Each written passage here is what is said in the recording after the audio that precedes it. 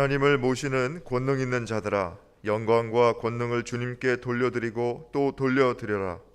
그 이름에 어울리는 영광을 주님께 돌려드려라. 거룩한 옷을 입고 주님 앞에 꿇어 엎드려라. 주님의 목소리가 물 위로 울려 퍼진다. 영광의 하나님이 우레소리로 말씀하신다. 주님께서 큰 물을 치신다. 주님의 목소리는 힘이 있고 주님의 목소리는 위엄이 넘친다. 아멘.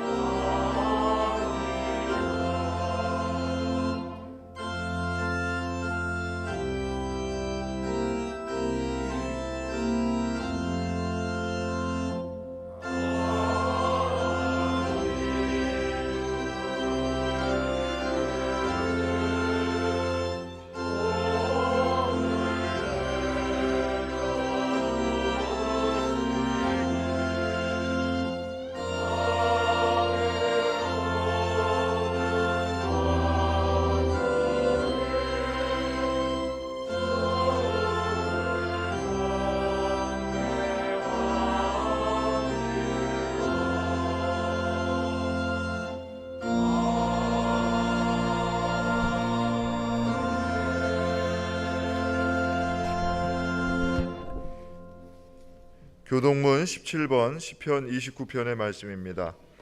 너희 권능 있는 자들아, 영광과 능력을 여호와께 돌리고 돌릴지어다.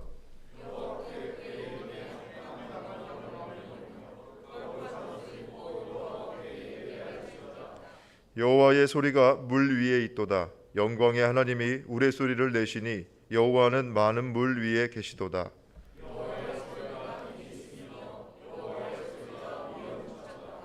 여호와의 소리가 백향목을 꺾으시며 여호와께서 레바논 백향목을 꺾어 부수시도다.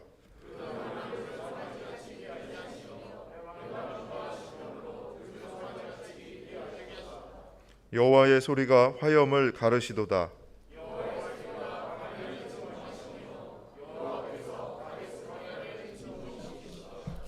여호와의 소리가 암사슴을 낙태하게 하시고 삼림을 말갛게 벗기시니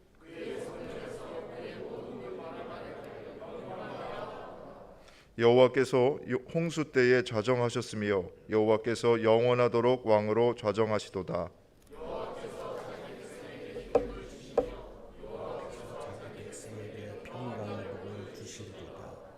아멘. 하나님은 통회하는 마음으로 나오는 사람들을 물리치지 않으십니다. 이제 우리들의 죄를 뉘우치고 고백합시다.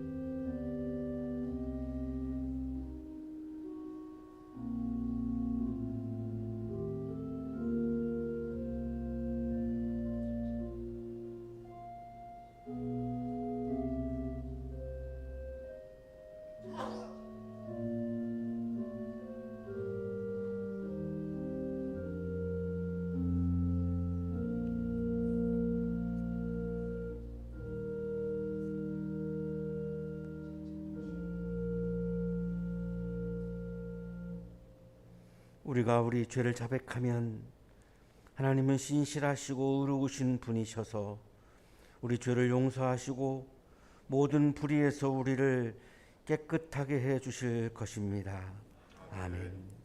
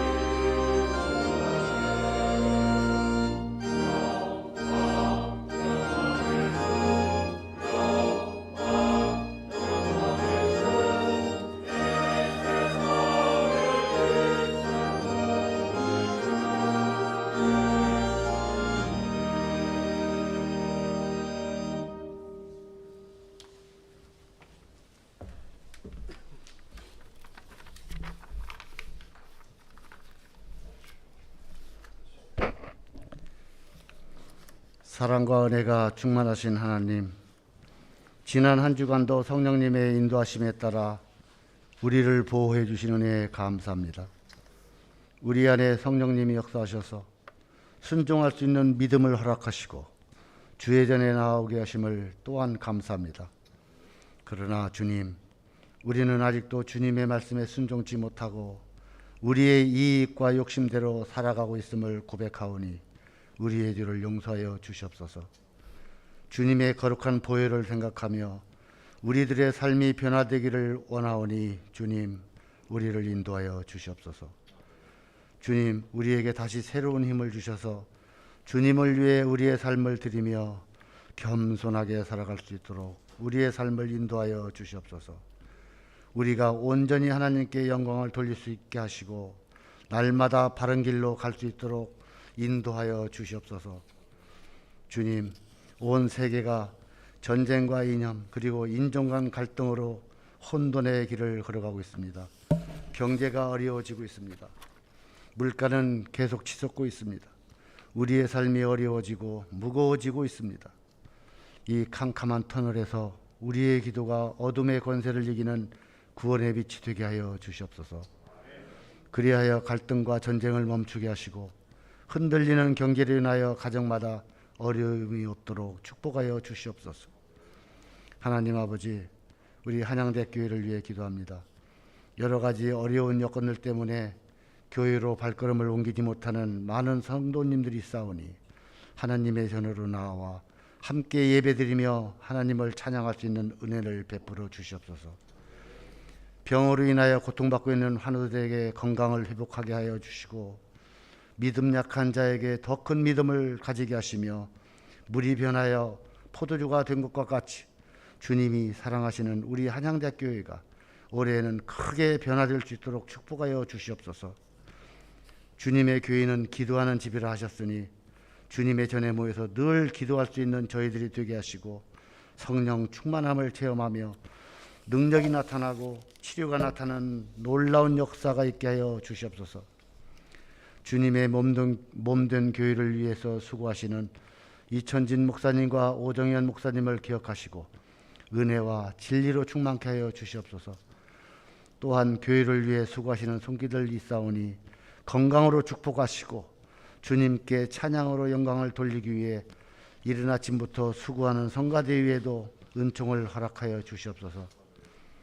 이 시간 생명의 말씀을 증거하시기 위해 단위에 세우신 이천진 목사님을 기억하시고 선포하시는 말씀마다 우리에게 은혜의 말씀을 전하실 수 있도록 능력으로 동행하여 주시기를 간구합니다. 우리의 주관자 되시는 거룩하신 예수님의 이름으로 기도드립니다. 아멘.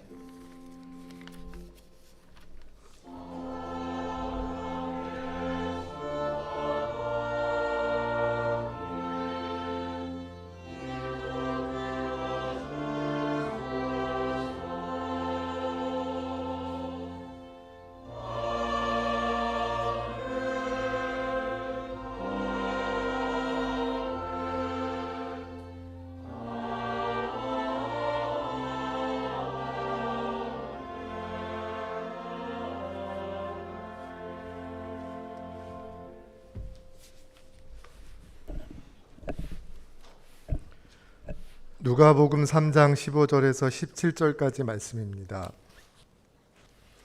백성이 그리스도를 고대하고 있던 터에 모두들 마음속으로 요한에 대하여 생각하기를 그가 그리스도가 아닐까 하였다. 그래서 요한은 모든 사람에게 대답하였다. 나는 여러분에게 물로 세례를 주지만 나보다 더 능력 있는 분이 오실 터인데 나는 그의 신발끈을 풀어드릴 자격도 없소. 그는 여러분에게 성령과 불로 세례를 주실 것이요. 그는 자기의 타작마당을 깨끗이 하려고 손에 키를 들었으니 알곡은 곳간에 모아드리고 쭉정이는 꺼지지 않는 불에 태우실 것이요. 복음서의 말씀입니다.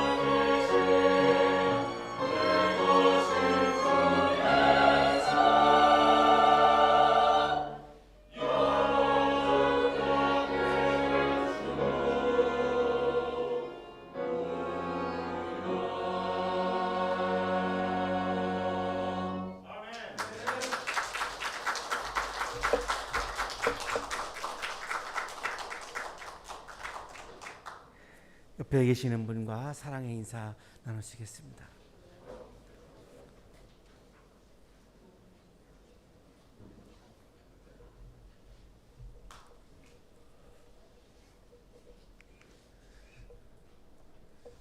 오늘의 성서일과 본문은 사가랴의 아들인 요한이 히브리인들이 그렇게 고대하고 기다리던 메시아, 그 메시아가 누구냐? 바로 예수님이 우리가 그렇게 기다리고 있는 메시아다라고 하는 것을 예고하는 그런 말씀입니다.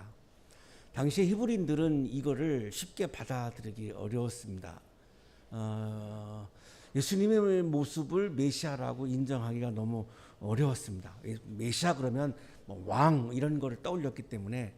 하지만 오늘 본문은 굉장히 그래서 중요한 말씀이 되는데, 이 메시아라고 하는 단어가 예수님의 고유명사가 됩니다. 처음에는 안 그랬는데 이것이 세례 요한이 오늘 이 예고를 한 이후에 이루어진 사건이기 때문에 그런 면에서 오늘 본문은 굉장히 중요한 본문이라고 볼 수 있습니다. 이 메시아라고 하는 말은 원래 히브리어로는 마시아흐입니다. 이 마시아흐를 그냥 우리가 우리말로 메시아라고 부르고 있는 것인데, 이 마시아흐를 그리스어로 옮긴 말이 크리스토스입니다. 이 크리스토스를 우리말로 옮긴 말이 그리스도입니다. 그러니까 예수 그리스도라고 할 때는 예수 메시아와 같은 말입니다. 그러니까 지금은 우리가 당연히 예수님을 그리스도로 받아들이고 믿지만, 당시 유대인들은 예수를 그리스도로 받아들인다라고 하는 것은 너무나 어려운 일이었습니다. 그들이 상상하고 있는 메시아 관념하고는 너무나 다른 국면이기 때문에 너무나 어려웠습니다. 이 메시아라고 하는 말, 그리스도라고 하는 말은 기름을 붓다라고 하는 의미를 가지고 있습니다. 그 기름 부음을 받은 사람이 우리를 구원하는 분이다. 이게 이제 메시아에 대한 히브리인들의 이제 생각입니다. 그래서 이 메시아라고 하는 이 용어는 기름을 붓다라고 하는 뜻인데, 그 당시 기름을 부어서 특별히 세운 사람이 세 부류가 있는데, 왕과 제사장과 예언자입니다. 그러니까 히브리인들에게 메시아 그러면 일단은 왕이 떠오르는 거고, 그 다음에 이제 제사장, 예언자 이렇게 떠오르는 거죠. 출애굽기에 이 제사장을 세우는 장면을 보면 메시아가 나옵니다. 그리고 거룩하게 구별하는 데 쓰는 기름을 가져다가 그의 머리 위에 부어, 이게 메시아입니다. 머리 위에 기름을 부어 그를 거룩하게 구별하여라. 이게 이 제사장은 메시아다, 이런 뜻을 가지고 있는 거고요. 사무엘하 5장 3절에 다윗 왕을 세우는 장면이 나옵니다. 그리고 그들은 다윗에게 기름을 부어서 이스라엘의 왕으로 삼았다. 여기 기름을 붓다가 메시아입니다. 그 다윗 왕은 메시아다라고 하는 뜻을 갖고 있는 거죠. 이사야 예언자도 세울 때에 기름을 붓습니다. 주님께서 나에게 기름을 부으시니 주 하나님의 영이 나에게 임하셨다. 예언자를 세울 때에도 기름을 부어서 세웠고, 이 기름을 부은 장면이 바로 메시아다라고 하는 뜻을 갖고 있는 히브리어입니다. 그러니까 유대인들에게 메시아 사상은 왕, 제사장, 그리고 예언자, 이거를 생각을 하는 거고, 그 중에서도 대부분은 제일 왕을 떠올립니다. 그래서 다윗 왕의 후손에서 메시아가 등장한다고 그들이 믿었던 거는 왕에게서 나온다고 봤던 거고, 메시아는 왕으로 출현한다라고 하는 것이 히브리인들의 마음 깊은 곳에 있는 그들의 기대감이고 생각입니다. 이 히브리인들이 왕을 메시아라고 믿으면서 그렇게 하는 이유는 이스라엘은 신정국가입니다. 그러니까 왕이 중심이 아니라 하나님을 중심으로 하는 정치체제를 갖고 있는 신정국가이기 때문에, 그럼 왕은 누구냐? 하나님의 나라를 건설하는 사람이다. 자기의 왕국을 건설하는 사람이 아니라, 왕이라고 하는 것은 하나님의 나라를 건설하는 사람이고, 그래서 우리를 구원으로 인도하는 존재다라고 하는 것이 메시아에 대한 관념이었고, 왕으로 그렇게 보았던 것입니다. 자, 그래서 바벨로니아 왕은 이방인이죠. 하나님을 믿지 않는 사람입니다. 이스라엘에게는 원수 같은 사람입니다. 주전 586년에 이스라엘에 들어와 가지고 예루살렘 성전을 무너뜨린 사람입니다. 자, 그런데 이사야 45장 1절에 보면은 이 바벨로니아 왕 고레스 왕을 메시아라고 호칭합니다. 놀라운 거죠. 나 주가 기름 부어 세운 고레스에게 말한다. 하나님이 그렇게 말씀하십니다. 나 주가 기름 부어 세운 메시아인 고레스에게 말한다. 어떻게 고레스를 메시아라고 볼 수 있을까? 이거 유대인들에게는 받아들이기 어려운 건데, 자, 그만큼 메시아를 왕의 호칭으로 사용했음을 우리가 볼 수 있는 그런 본문입니다. 히브리인들은 너무나 오랫동안 노예로 살았습니다.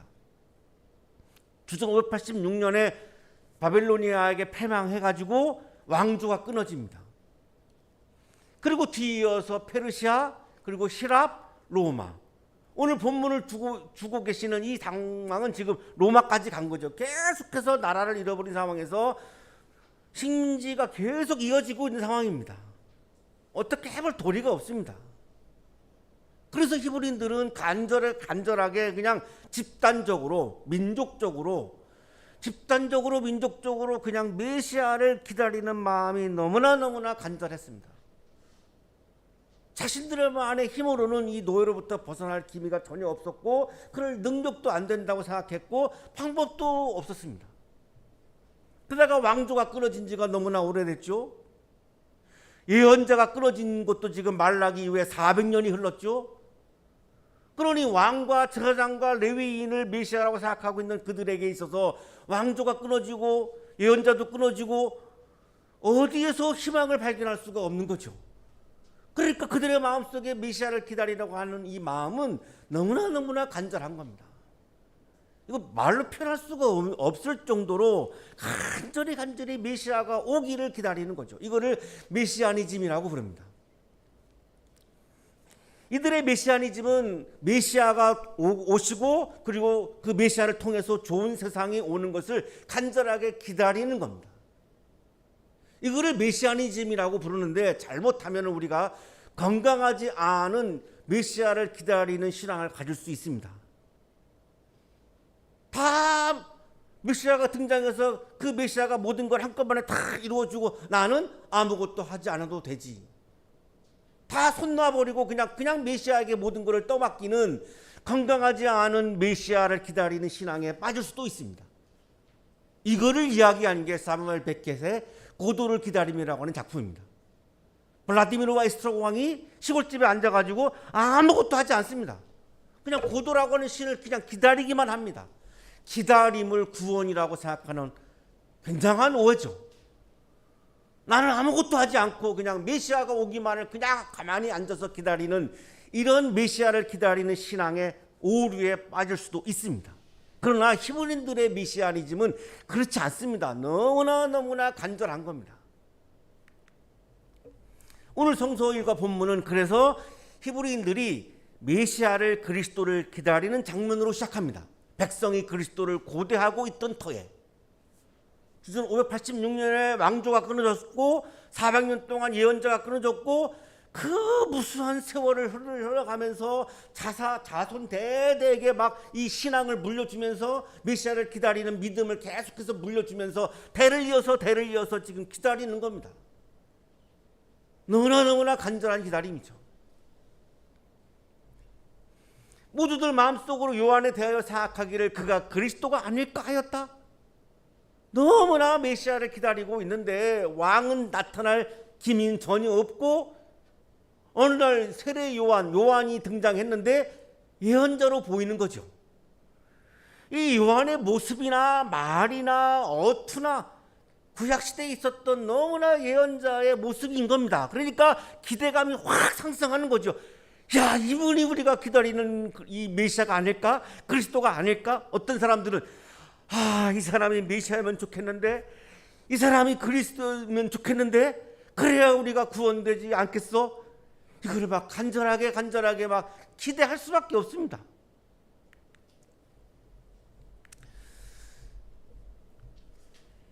세례 요한이 사가랴의 아들인데 나타나가지고 광야에서 외치는데 그 핵심 메시지가 회개입니다. 구약성서의 예언자들이 가장 강조했던 것이 회개입니다. 그러니까 요한의 모습에서 예언자의 모습이 막 보이기 시작하는 거죠. 누가복음 3장 2절입니다. 하나님의 말씀이 광야에 있는 사가랴의 아들 요한에게 내렸다. 말씀이 내렸다. 이 예언자들에게 굉장히 많이 나오는 이 본문이죠. 말씀이 내렸다. 영이 내렸다. 그러니까 예언자로 볼 수밖에 없습니다. 메시아로 볼 수밖에 없습니다. 그리스도로 막 보이는 거죠. 요한은 자기에게 세례를 받으러 나오는 무리에게 말하였다. 독사의 자식들아. 이런 어투는 예언자들이 했던 어투지 다른 사람들은 못했습니다. 감히 예언자들만이 막 왕 앞에 가서도 막 순교하고 나단치고 했던 거죠.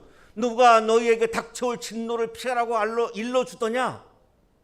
위로하는 말보다는 훈계하는 말이 굉장히 예언자들은 많았기 때문에 세례 요한의 이 설교를 들으면서 사람들은 야, 이분이 그리스도인가 봐, 이분이 메시아인가 봐, 이분이 구원자인가 봐, 기대감이 막 상승하는 거죠. 이스라엘 백성들 중에 마음 깊은 곳에서 요한이 그리스도가 아닐까, 이 요한이 그리스도라면 얼마나 좋을까. 로마의 식민 지배가 계속되는 상황에서 너무나 메시아를 기다리는 마음이 간절하다 보니 예언자의 모습과 비슷한 요한을 보면서 막 그렇게 기대하고 그렇게 바라고 하는 마음이 너무나 마음에 가득 채워진 거죠. 이런 상황에서 요한은 메시아는 내가 아니고 예수님이라고 예고하는 본문이 오늘 본문입니다. 우리는 너무나 이걸 당연하게 지금 우리가 믿음으로 받아들이지만 당시 유대인들에게는 이거를 받아들이기 어렵습니다. 아니, 요한을 지금 모습 앞에 놓고 요한을 보면서 이분이 그리스도인 것 같아 이렇게 하고 있는데 그 정작 본인이 내가 아니고 그 현장에 있지도 않은 사람을 얘기하면서 예수님이 메시아라고 얘기하니, 목수의 아들인 예수님이 메시아라고 하니 그거를 받아들이는 것이 너무나 쉽지 않습니다. 그리고 당시에 요한은 영향력이 대중들에게 있어서 굉장히 컸습니다. 얼마나 컸냐면 헤롯 왕이 요한을 제거할 정도였으니까요. 목을 베어서 제거해버립니다. 대중들의 영향력이 너무나 컸기 때문입니다. 많은 사람들이 요한을 따랐기 때문이죠. 마태복음 4장 12절입니다. 예수께서 요한이 잡혔다고 하는 말을 들으시고 갈릴리로 돌아가셨다. 예수님도 요한이 잡힌 다음에 나타나셔서 말씀을 설교하기 시작합니다. 요한이 감옥에 들어가기 전에는 예수님 설교하지 않으셨습니다. 그 정도로 요한의 영향력은 엄청나게 막강했습니다. 이런 상황에서 자기가 메시아가 아니고 예수님이 메시아라고 선포하니까 얼마나 당황했겠습니까, 히브리인들이. 이 요한의 예고, 예수님에 대한 이 예고는 매우 중요합니다. 이스라엘 사람들은 그동안 왕, 제사장, 예언자를 메시아로 불렀는데 이 예고 이후에 메시아, 그리스도라고 하는 단어는 예수님의 고유명사가 되었습니다. 그래서 오늘날에도 우리가 예수 그리스도, 예수 메시아라고 부릅니다. 이 예고 이전에는 있을 수가 없는 일이죠. 왕, 제사장, 예언자 외에는 메시아라고 호칭할 수가 없습니다. 이 예고 이후에 예수님의 고유명사가 되었기 때문에 오늘 본문은 굉장히 짧은 본문이지만 우리에게 막 임팩트를 확 주는 그런 내용이 없는 것처럼 보이지만 깊게 묵상을 해보면 굉장히 우리들에게 중요한 본문임을 알 수 있습니다. 요한이 오늘 예수님이 메시아라고 그리스도라고 예고하는 근거는 세 가지입니다. 아무런 근거 없이 얘기하고 있지 않습니다. 근거가 세 가지를 요한이 이야기합니다. 나는 여러분에게 물로 세례를 주지만 나보다 더 능력 있는 분이 오실 터인데 나는 그의 신발끈을 풀어드릴 자격도 없소. 그는 여러분에게 성령과 불로 세례를 주실 것이요. 누가복음 3장 16절은 성서학자들에게 있어서도 매우 난해한 본문으로 알려져 있습니다. 굉장히 해석하기가 어렵고 논란이 많습니다. 오늘 우리는 가장 많은 사람들이 동의하고 있는 그런 것을 오늘 함께 나누려고 하는데요. 첫째는 예수님은 요한보다 능력이 있는 분이기 때문에 내가 메시아가 아니고 예수님이 메시아라고 요한은 얘기합니다. 여기 능력이 있는 분이라고 하는 단어는 구원자를 말합니다. 노래하는 능력이 뛰어난 분도 있고 오르간을 연주하는 능력이 뛰어난 분도 있고 축구를 잘하는 능력도 있고 능력은 굉장히 다양하죠. 여기 예수님이 나보다 능력이 많다라고 하는 것은 인류를 구원하는 능력이 뛰어나다는 겁니다. 히브리인들이 간절히 메시아를 기다리는 것은 우리 민족을 구원해 주기를 바라서 지금 간절히 메시아를 기다리고 있는데, 거기서 요한은 이분이 나보다 훨씬 더 이 인류를 구원하는 능력이 뛰어난 분입니다. 구원하는 능력이 뛰어난 분입니다를 얘기하고 있는 겁니다. 그러면 나는 비교하면 어떠냐? 나는 그분의 신발끈을 풀어드릴 자격도 없는 존재입니다. 주 1세기의 대부분의 사람들은 샌들을 신고 다녔습니다. 샌들이라 그래 봐야 그냥 이 발에다가 이렇게 끈을 이렇게 묶은 정도이죠. 혹은 맨발로 다녔습니다. 그냥 이스라엘 대부분 모래밭이니까 모래밭을 샌들을 신거나 끈을 묶어서 이렇게 다니거나 맨발로 다녔죠. 집에 외출했다가 집에 돌아오면 문 밖에서 딱 하인이 물을 떠다 놓고 그 발을 씻어야 됩니다. 그래야 집 안으로 들어올 수 있으니까요. 신발끈을 푸는 거는 하인들만이 하는 일입니다. 하인들이 문 밖에 와가지고 이제 외출했다가 들어오면 그 신발끈을 풀어가지고 발을 닦기 위해서 신발끈을 푸는 거죠. 이건 하인들만이 하는 아주 비천한 일입니다. 나는 예수님에 비하면 하인과 같은 그런 아주 보잘것없는 존재입니다. 나를 그리스도라고 여러분 생각하시는데, 아니요, 나보다 훨씬 더 구원하는 능력이 뛰어난 분이 계시는데 그분은 바로 예수님입니다.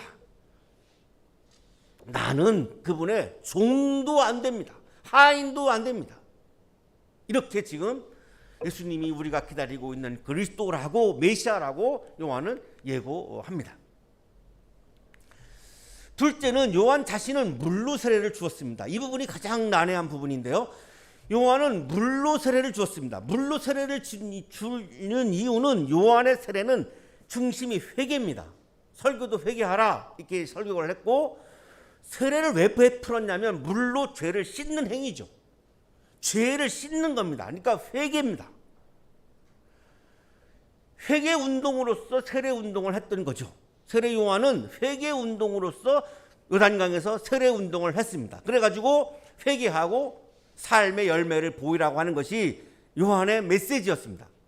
자, 그러나 사람들을 막 죄인이라고 몰아붙여가지고 막 죄책감을 갖게 하고, 그래서 막 이렇게 막 위축되게 하고, 이런 게 아니었습니다. 가끔 보면 그런 분들도 오늘날에도 계시는데, 막 교인들을 막 죄인이다라고 하는 걸 강조해서 꼼짝 못하게 하는 그런 걸 가끔 보는데, 지금 세례 요한의 회개 운동은 그런 게 아닙니다. 굉장히 희망적인 겁니다. 새로운 세계가 도래하고 있고 하나님의 나라가 오고 있는데, 그 하나님의 나라에 들어가는 문은 회개의 문이다. 회개라고 하는 문을 통과해야 우리가 그 하나님 나라에 들어갈 수 있다라고 하는 굉장히 기대감이 넘치는, 희망이 막 넘치는 차원에서의 회개 운동, 세례 운동입니다. 그래서 물 세례를 했던 거죠. 하나님 나라에 들어가는 준비하는 단계로서의 회개, 세례 운동을 했던 거죠.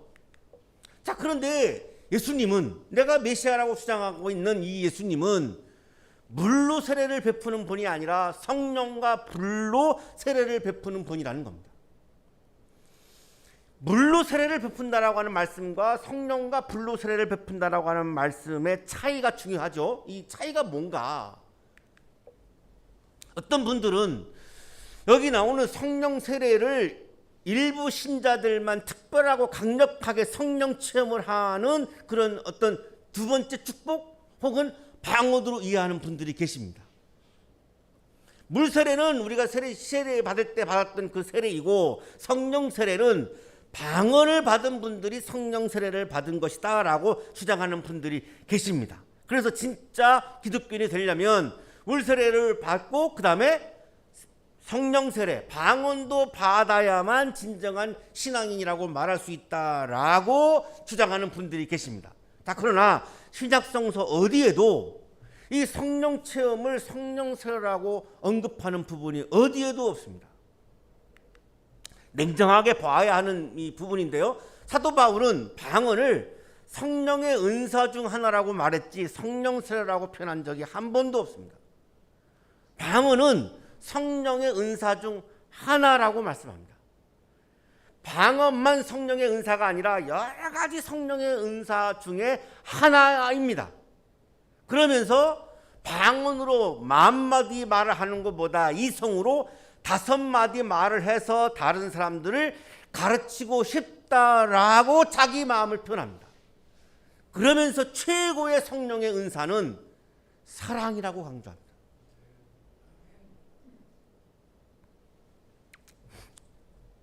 사랑의 실천이라고 하는 한양대학교의 건화기념이 기독교의 핵심이라고 제가 여러 번 말씀을 드렸는데 여기도 또 나타납니다. 성령의 은사의 1번은 방언이 아니고 사랑이라고 말씀합니다. 그러니까 사랑의 실천이 기독교의 핵심일 수밖에 없습니다. 자꾸 이거를 부정하는 분들이 계시는데 기독교의 핵심입니다. 고린도전서 14장 1절입니다. 사랑을 추구하십시오. 신령한 은사를 열심히 구하십시오. 특히 예언하기를 열망하십시오. 성령의 은사 중에 지금 첫 번째 은사를 말씀하는 장면입니다. 사랑을 실천하는 것, 사랑을 추구하는 것이 가장 성령 충만한 사람이라고 말씀합니다. 가장 성령 충만한 사람은 방언을 하는 사람이 아니고 사랑을 열심히 실천하는 사람이 진정한 성령 충만한 사람이라고 말씀하고 있는 본문입니다. 그러나 나는 방언으로 10,000마디 말을 하기보다도 다른 사람을 가르치기 위하여 나의 깨친 마음으로 교회에서 5마디 말을 하기를 원합니다. 방언을 부정하지 않습니다. 바울이 방언을 부정하는 게 아닙니다. 부정하는 것이 아니라 방언이 중요하죠. 중요하지만 방언보다 더 중요한 것은 아까 예언이라고 나왔는데 예언이 설교입니다. 냉철한 이성을 가지고 하나님의 말씀을 내가 사람들에게 전하고 가르치는 이것이 방언보다 더 중요하다라고 바울은 강조하죠. 방언을 부정하는 것이 아닙니다. 그런 것이 아니라 방언만이 성령의 은사가 아님을 지금 제가 말씀을 드리는 건데, 제가 목회하면서 이런 설교를 하니까 어떤 분이 제가 방언을 부정했다고 교회를 떠난 분이 계십니다. 너무너무 마음이 아팠습니다.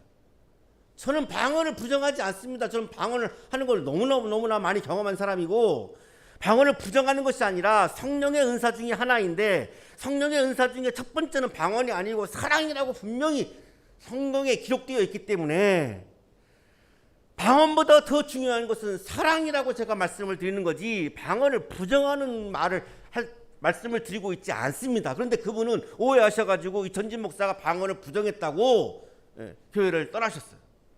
정말 마음이 아프죠. 오해 없으셨으면 좋겠는데요. 사도 바울은 성령의 은사 중에 1번이 사랑입니다. 그러면 방언을 받지 않았다고 해서 진정한 그리스도인이 아니다라고 주장하는 것은 너무나 논리적이지 않습니다. 성서적이지 않습니다. 방언의 은사를 받는 분도 있고, 사랑의 은사를 받는 분도 있고, 예언의 은사를 받는 분도 있고, 성령의 은사는 굉장히 다양합니다. 우리 교인들은 아마 예언의 은사가 많으시죠. 가르치는 분들이 많으시니까. 냉철한 이성을 가지고 지금 방언에 하는 10,000마디보다 가르치는 5마디가 더 중요하다고 지금 사도 바울이 지금 강조하죠. 그러면 우리 교인들은 성령의 은사를 굉장히 많이 주신 분들이에요. 하나님이 특별히 많이 사랑하시는 분들이, 제가 보면 방언의 은사를 받은 분들보다 훨씬 더 성령의 은사를 많이 받으신 분들이에요. 반응이 없으신 거 보니까 안 믿으시는 것 같은데, 틀림없습니다. 16절의 성령과 불을 이해하려면 이사야 4장 4절, 그리고 쿰란문서 1QS 4장 20절, 그리고 오늘의 본문 17절을 보아야 이 성령과 불 세례가 어떤 건지 명확해집니다. 여기 이 쿰란문서 1QS가 좀 낯설으시죠? 이게 쿰란 동굴에서 11개의 동굴에서 사해사본이 발견됐죠. 이 사해사본은 성서로 기록된 것 중에 가장 오래된 문서입니다. 손으로 필사한 겁니다. 쿰란 공동체에서 신앙생활을 했던 분들이 자손에게 물려주기 위해서 손으로 필사한 것이 발견된 거예요. 그 중에 성경이 발견되기도 했고, 이 쿰란 공동체, 신앙 공동체의 문서도 많이 발견됐는데 1QS라고 하는 것은 첫 번째 동굴에서 발견됐다. Q 쿰난 문서다. S 세렉. 히브리어로 이게 규칙이라는 말입니다. 첫 번째 동굴에서 발견된 쿰난 문서인데 그 쿰난 문서의 성격은 이 생활 규칙서라고 하는 문서입니다. 그 4장 20절이 아주 명확하게 성령과 불에 대해서 우리가 이해할 수 있는 이 내용이 여기 적혀 있습니다. 이사야 4장 14절에 심판의 영과 불의 영이 언급이 됩니다. 그리고 주님께서 딸 시온의 부정을 씻어주시고 심판의 영과 불의 영을 보내셔서 심판의 영과 불의 영을 보내셔서 자, 영과 불을 함께 사용하고 있죠. 예루살렘의 피를 말끔히 닦아주실 것이다. 죄를 씻어주실 것이다. 성령과 불을 한 개념으로 사용하는 것을 우리가 지금 주목해야 됩니다. 이사야 4장 4절에서 성령과 불을 하나의 개념으로 지금 사용하고 있습니다. 쿰난 문서에서도 성령을 통한 정결을 강조합니다. 성령이 하는 역할에서 가장 중요한 역할이 뭐냐? 우리의 죄를 씻어서 우리를 정결케 하는 역할이 성령의 역할에서 가장 중요하다고 강조합니다. 자, 오늘 본문 17절에서도 이 불이, 심판의 불이 확실하다라고 하는 것이 이제 17절에 나오는 내용을 보면 알곡과 쭉정이를 구분하죠. 저는 시골에서 이걸 너무나 많이 보고 자랐는데 이렇게 밀을 이렇게 키에다가 넣어가지고 이렇게 까불라고 그럽니다. 까불면 이렇게 쭉정이들은 다 날아가 버리고 알곡만 그 키에 남아가지고 그 쭉정이는 나중에 불에 태우는 그런 절차를 농사 짓는 분들이 그렇게 밟습니다. 자, 그럼 여기 성령과 불이라고 하는 것은 심판의 의미를 분명히 가지고 있음이 분명하죠. 나누는 거니까. 알곡과 쭉정이를 나누는 것이니까. 이 세 구절을 참고해 보면 하나의 동일한 사역이 어떤 사람에게는 구원을 주시고 어떤 사람에게는 심판을 주신다라고 하는 의미입니다. 성령과 불은 여기서 둘이 아니고 하나의 개념입니다. 이거를 이사일의라고 부르죠. 두 개의 말인데 하나의 의미를 가지고 있다라고 하는 뜻입니다. 요한은 새로운 시대의 경계에 서서 예수님과 하나님의 나라가 도래하고 있는 이 새로운 세대의 경계에서 구약시대와 신약시대가 이렇게 나누어지는 이런 새로운 시대의 경계에서 성령이란 거룩한 자는 정결하게 하시고 불의한 자는 멸망하게 하는 심판의 영으로 나타나신다고 지금 말씀하고 있는 겁니다. 그러니 물로 세례를 주는 자기와 성령과 불로 정결케 하든지 혹은 심판하든지 하는 이 예수님의 세례는 비교될 수 없다는 겁니다.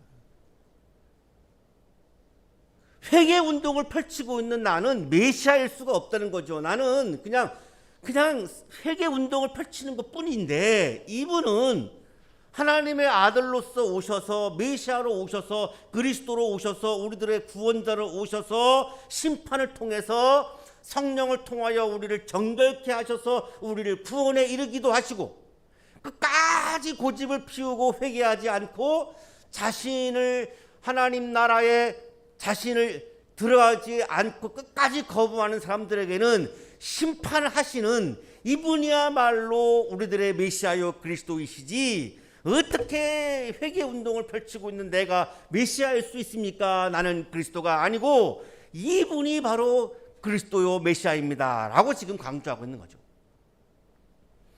그는 자기의 타작마당을 깨끗이 하려고 손에 키를 들었으니 알곡은 곳간에 모아드리고 쭉정이는 꺼지지 않는 불에 태우실 것이요. 세 번째 근거는 예수님은 심판자라는 겁니다. 나는 심판의 자격이 없다는 거죠. 심판을 아무나 하는 게 아니죠. 공적으로 세워진 심판이 심판을 보는 거지 아무나 경계장에 들어가서 심판할 수 없습니다. 나는 심판의 자격이 없는 사람이고 이 예수님이 바로 심판자라는 거죠.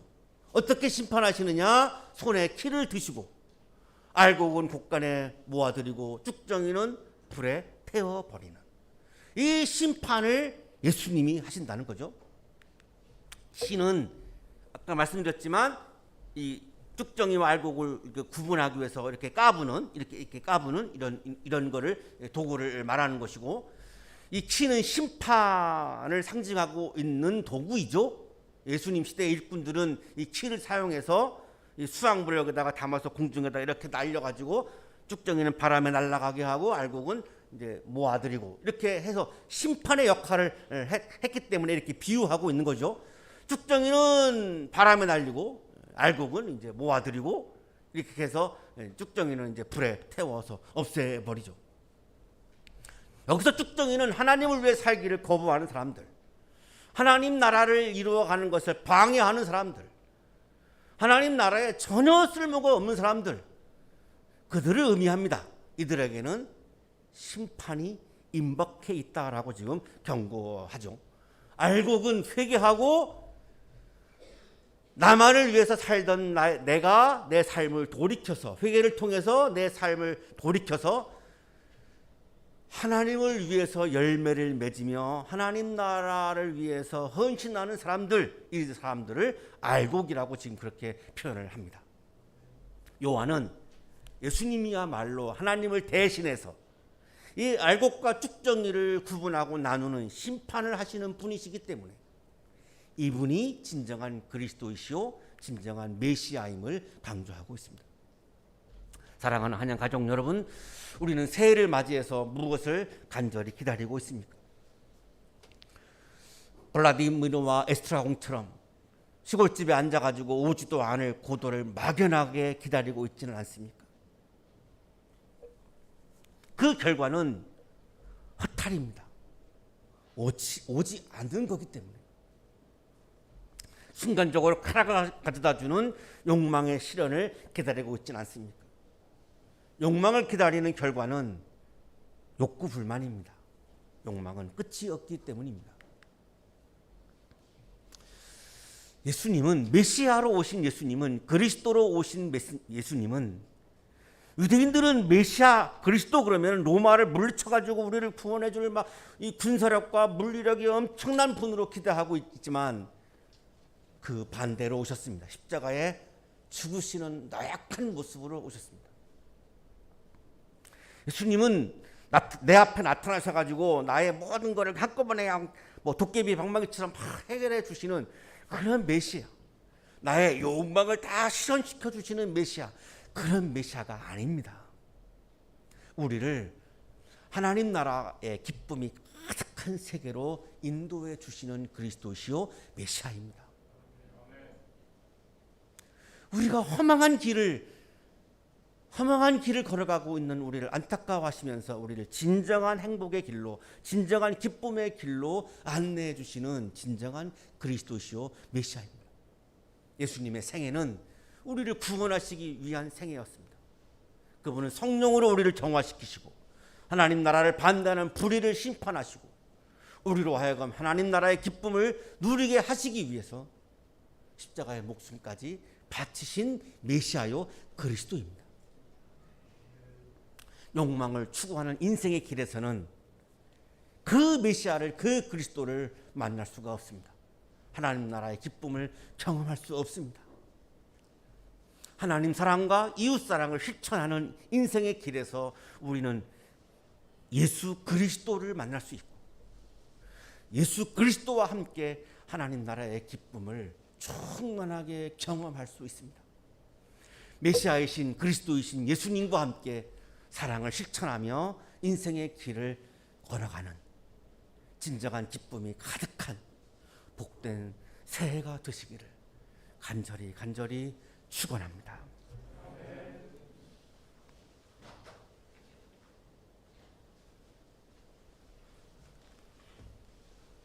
거룩하신 주님, 우리들의 마음속에 욕망이 실현되기를 기다리는 마음보다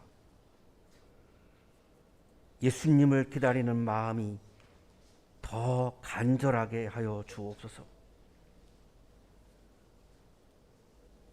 온통 사랑으로 사셨던 그 예수님을 기다리고 그 예수님을 만나고 그 예수님과 함께 동행하며 우리들의 삶이 이기적인 삶으로부터 사랑을 실천하는 삶으로 변화되게 하여 주옵소서. 그 길에 하나님 나라의 기쁨이 충만함을 믿습니다. 2023년 한 해 동안 최선을 다하여 하나님을 사랑하고 이웃을 사랑하는 사랑의 실천을 통해 그리스도께서 우리에게 선물로 주시는 하나님 나라의 기쁨이 충만한 한 해가 되도록 우리 모든 한양 가족들에게 은혜와 은총과 복을 부어 주시옵소서. 예수 그리스도 이름으로 기도하옵나이다. 아멘.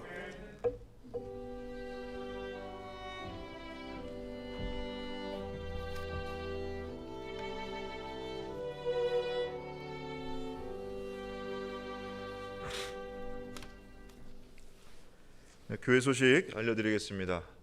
자, 오늘은 예수님께서 처음 세례 받으시고 하나님의 신성을 드러내신 주연절 후 첫째 주일이자 세례주일입니다. 다음 주일은 주연절 후 둘째 주일인데 해당 성서 일과 본문은 이사야서 62장 1절에서 5절의 말씀입니다. 이 말씀 가지고 담임 목사님께서 하나님은 여전히 우리를 사랑하십니다 라는 제목으로 말씀 전해주시겠습니다. 주중에 본문을 묵상해 주시기 바랍니다. 자, 예배를 마치고서 기획위원회의 잠깐 모이겠습니다. 우리 기획위원분들 예배 마치고 자리해 주시기 바랍니다. 자, 예배 후 청년교회 모임은 오늘 친교실에서 진행하겠습니다. 우리 청년들 친교실에서 식사하면서 함께 믿음의 교제 나누시기 바랍니다. 자, 성가대에서 첼리스트로 봉사하고 있는 우리 조한나 청년, 이제 내일 1월 9일이죠. 월요일인데요. 오후 6시부터 백남음악관에서 제1회 한양 첼로 앙상블을 참여해서 공연을 하게 됩니다. 첫 연주기 때문에 연습도 많이 하고 긴장하는 것 같은데 여러분 격려해 주시고 많은 응원해 주시기를 바랍니다. 자, 아울러서 성가대에서 함께 봉사했던 방민경님 잠시 후에 봉헌 찬송 이제 해주실 텐데 지금 이태리 밀라노에서 베르디 국립음악원에서 유학 중에 있는 우리 청년입니다. 이제 다시 이태리로 돌아가서 공부하게 될 텐데 그동안 우리 성가대에서 열심히 함께 봉사해줬습니다. 이따가 봉헌 찬송 지금 대기하고 계시군요. 가서 공부 열심히 할 수 있도록 여러분 격려의 박수 한번 보내주실까요? 네.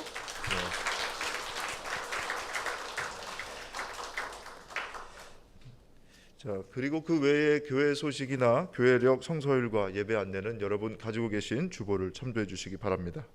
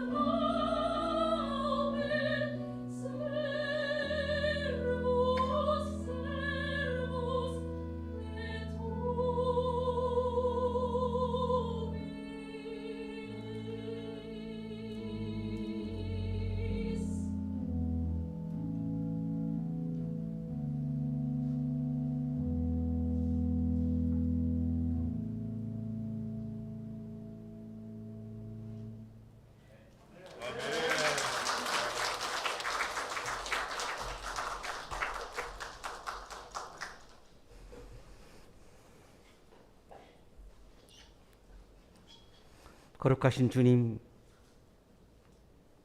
우리에게 예수님을 우리의 메시아로, 그리스도로, 우리의 구원자로 믿는 믿음을 허락하여 주셔서 감사합니다. 예수님을 그리스도로, 메시아로 믿기에 오늘도 예수님과 함께 사랑을 실천하는 길을 함께 걸어가게 하시니 감사합니다. 그 길에서 주님과 나누는 교제의 기쁨이 가득하고 이웃과 사랑을 나누는 기쁨이 가득하고 미래에 대한 또한 희망의 기쁨이 가득하게 하시니 감사합니다. 2023년 새해를 시작하면서 주님과 함께 힘차게 사랑을 실천하는 길을 힘차게 걸어갈 것을 다짐하게 하시니 감사합니다. 감사의 마음을 이 시간 찬양과 예물에 담아 올려드리오니 기쁘게 받아주시고 찬양과 예물을 드리는 손길 위에 크신 은혜를 부어 주옵소서. 예수 그리스도 이름으로 기도하옵나이다. 아멘.